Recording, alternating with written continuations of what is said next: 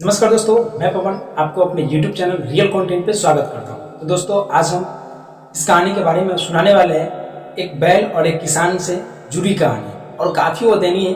तो चलिए स्टार्ट करें। जब एक किसान अपने बैल के साथ में उस पर कुछ लोड करके सामग्री लेकर के जा रहे थे, रास्ते में कुछ दूर जाने के बाद उस रास्ते में एक बहुत बड़ा गड्ढा था और उस गड्ढे में बैल के साथ साथ उस पर लोड जो सामान थी वो अचानक से उस गड्ढे में गिर जाती है।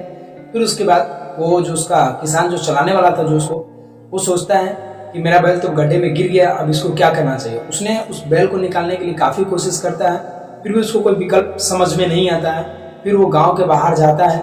फिर गांव के बाहर जाकर के कुछ लोगों को देखता है तो उसके मन में एक ख्याल आता है कि इसको बचाने के लिए हम इतना ज़्यादा पैसा खर्च करेंगे, लोगों को बुलाएंगे, उससे बढ़िया है कि अब इसका उम्र भी बहुत ज़्यादा हो चुका है और ये मेरे कोई काम का है नहीं। फिर भी उस गड्ढे में जो बैल गिरा हुआ था उसको बहुत ही विश्वास रहता है, उसको स्नेह रहता है कि मैंने अपने मालिक को इतना सारा चीज़ कमा करके दिया है, इतना सारा मेहनत करके दिया है, उसको हमसे प्यार है, वो मुझे ज़रूर बचाने के लिए आएगा। यही चीज़ को सोच करके वो बैल एक गड्ढे के कोने में जा करके बैठ जाता है। और जब वो उसका जो मालिक आता है, किसान आता है, जब उस गाँव के लोग जो आते हैं उसको ढकने के लिए उस पर मिट्टी डालने लगते हैं।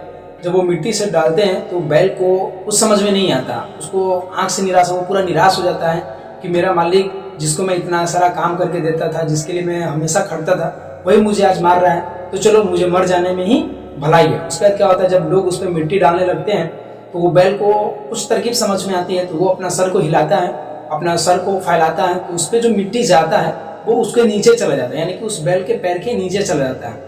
बार बार लोग उस पर मिट्टी डालते रहते हैं, वो अपना सर को हिला करके उस मिट्टी को नीचे करते जाता है। फिर कुछ देर बाद पता चलता है कि वो बैल उस मिट्टी के नीचे जाने की वजह से वो बैल ऊपर आ रहा है, यानी कि लोग मिट्टी उसको डाल रहे हैं नीचे ढकने के लिए और बैल उसको नीचे गिरा करके उससे ऊपर आ रहा है। फिर जो लोग किसान बुला करके लाए थे उसको मिट्टी डालने के लिए ताकि ये मर जाए, उस लोगों को ये समझ में आता है कि मैं ये मिट्टी डाल रहा हूँ तो बैल इससे ऊपर आ रहा है। तो उसने सोचा कि इसको मरने के बजाय इसमें मिट्टी डाल करके इसको ऊपर ही ले लिया जाए।